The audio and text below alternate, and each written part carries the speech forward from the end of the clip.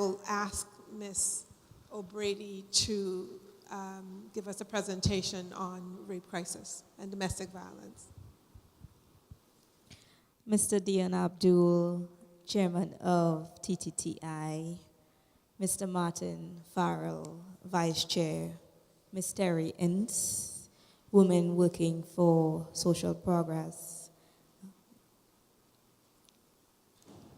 Dr. Beverly Beckles, colleagues, other specially invited guests, members of the media, good evening. It is always a privilege to speak on this issue of domestic violence, and when I'm called to these meetings, I feel like a square peg in a round hole, talking about issues that the public is not comfortable talking about. But let me start by saying that I am representing the Coalition Against Domestic Violence, a non-profit organization established in around 1986 to pull together all various individuals and agencies who were working on the issue of gender-based violence way back then so that we can have a collective voice. Today, the Coalition Against Domestic Violence is a service provision organization, not just a membership organization, where we provide free public education, free face-to-face counseling for persons who may need it, which will either be victims or perpetrators of domestic and sexual violence, as well as the provision of free legal advice. We have a couple legal attorneys who donate their time to work with this issue of domestic violence, providing support to our clients. I want to start with looking at the domestic violence definition according to our Act of 1999, which says domestic violence includes physical, sexual, emotional, or psychological or financial abuse committed by a person against a spouse, child, any other person who is a member of the household and a dependent. It is important that we start there because when we think of domestic violence, we only think of spousal abuse, we only think of intimate partner violence, but we must consider the other members of the household, which includes our children and also our elders, because elder abuse is also a major issue within this country. It's not given enough attention. And we also have those other members of the households who are affected, and we talk about adult siblings. You can't have adult siblings abusing another adult sibling, and that happens right here in this country. And then we talk about the vulnerable population, be it someone who may have a disability, who may also be a member of that household and is being abused in one way or another. I like to go to statistics, and one of the reports I enjoy reading every year is the Judiciary of the Republic of Trinidad and Tobago. Every year they do a report on their work. It is available online. I encourage you to read it. In the 2014-2015 report, they noted that there were 56,744 domestic violence matters filed in the magistrates' court. 56,744 domestic violence matters filed in our magistrates' courts. So it looks like this: 11,299 in Arima alone, 8,324 in San Fernando and St. George West, was 6,380 applications at the magistrate level. What is also very important is that only 15% of those matters were disposed of during that reporting period.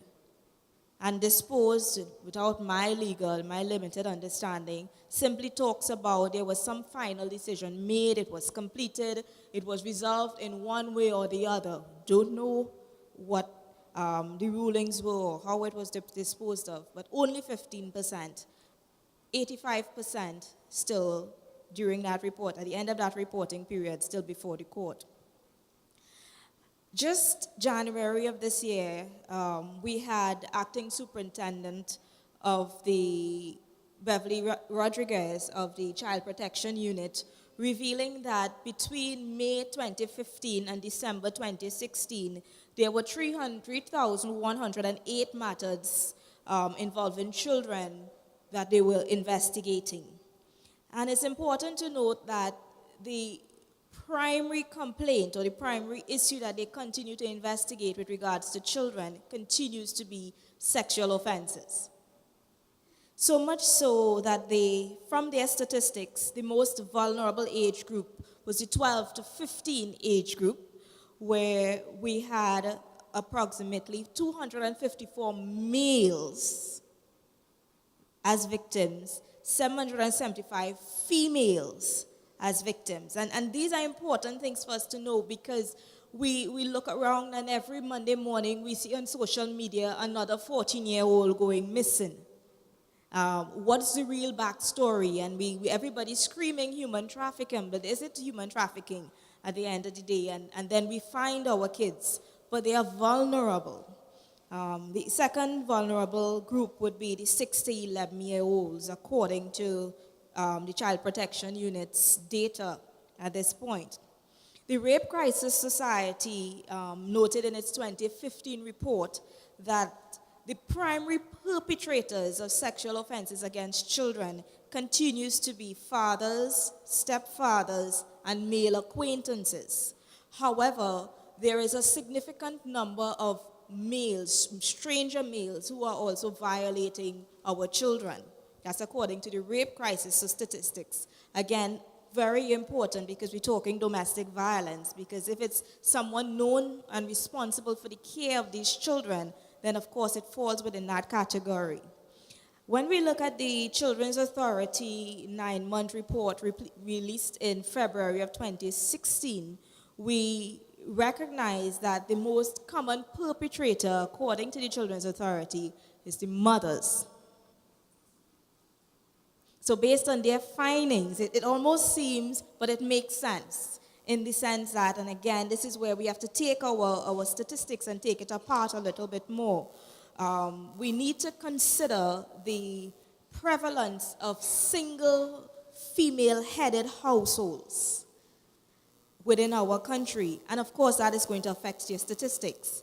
We need to also take apart the data and see whether or not it's, while sexual abuse is the most prevalent form, but it just might be skewed in the sense that moms might be more responsible for physical abuse, because there is this strong positive correlation between child abuse and domestic violence, where mothers who are victims of domestic violence, oftentimes the children become scapegoats, and they often conduct or they find themselves relating as inconsistent and emotional parents, where boundaries tend to be fluid and not clear, and oftentimes you're dealing with the child's behavior from a very emotional perspective. And you know what I'm talking about. You sometimes hear mothers say, you're shaming, you're bringing shame on me, rather than addressing the particular behavior or why you're frustrating me. It all becomes about them, because they're in that very difficult domestic violence cycle. So when I think about the issue of domestic violence and come to talk about the issue of transparency and accountability, I found it necessary that we take it apart in the sense that we look at the broader definition, because we need to understand that we need to look beyond the 50 stab wounds that Christine Joseph received somewhere around the 23rd of January just this year. Why was she stabbed 50 times? And we react to that.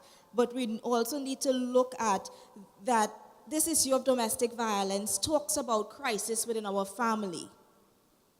And if our families are in crisis, then we are talking about the crisis that we have in our nation, keeping in mind that criminals are not born that way. Nobody came out of the womb planning to pelt 50 stabs at their particular partner. And we need to look at that intersectionality between domestic violence and truancy and delinquency and crime and criminality. So when we start to talk about this issue of accountability and transparency, the bigger question for me is, are we holding ourselves accountable? Because we hear it time and time again that when something happens within a community, you would hear the comments like, I used to hear that child screaming all kind of hours in the night. Or, it's true and all, I really hear how he dragged she by the hair through the market on Sunday morning. Or, me, I ain't calling them police and them. They ain't doing nothing, so I minding my business. Or them girl and them school girl and them more hot than the sweet. So at that point, when something happens, you realize that we have information that could have probably prevented or changed the course of history, but we stay quiet for one reason or another. So the big question is, are we holding ourselves accountable for the state of the families within our country, for the state of the families within our communities at the end of the day? Or are we trading away our rights to live a life free of violence? Are we trading away our freedom of speech from a place of fear? Because if we look at what is happening within our society today, you realize that our perpetrators, I don't want to say criminals, our perpetrators are becoming more brazen. No longer is it that certain kinds of crimes only happen at certain times in the night. You know, you grow up hearing, don't walk the streets late at night, especially carnival time, don't be coming home 2 o'clock in the morning.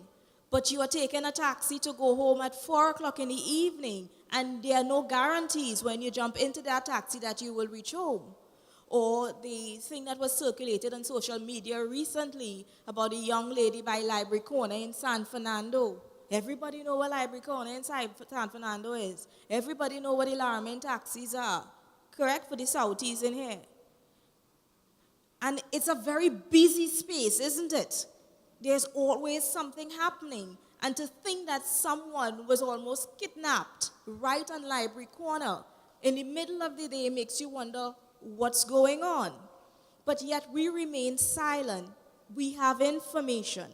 So when I think about it, I smile because exactly what Dr. Beckles is talking about, in the sense that we need to understand, first of all, that we are first accountable. Before we hold our leaders accountable, we need to hold ourselves accountable. Are we educating ourselves? Do we truly understand our Constitution? Do we truly understand these legislation, these beautiful pieces of legislation that we have that gives us rights? We talk about a protection order being a piece of paper. Correct. It is. It can't protect you in some ways. But when there's a breach of a protection order, the police officer is not supposed to use his discretion and simply speak to Martin and say, boy, behave yourself, boy, if I had to come back here, I would lock you up. According to their SOPs, he is supposed to lock Martin up immediately. He is not supposed to be using discretion. Did you know that? But we take it for granted that some of the things that are happening are actually supported by our legislation when it's not. Our legislation says that once there's a breach of protection order, there's supposed to be a natural consequence. And senior officers are aware of it, but because we do not know, a lot of things are allowed to happen. And this is where transparency and accountability starts.